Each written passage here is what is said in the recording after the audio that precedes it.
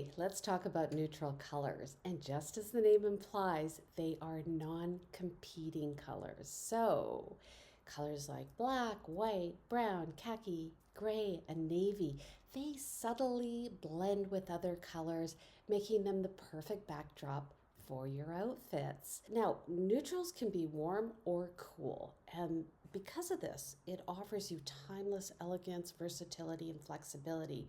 So, your warm neutrals are black, beige, tan, cream, and they give you kind of a cozy feel, while your cool neutrals like white, gray, and navy bring a sense of calm. Neutral colors are really, really valuable when you're traveling because they're timeless.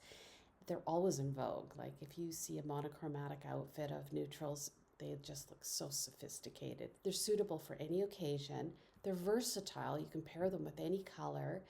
And this gives you countless outfit opportunities.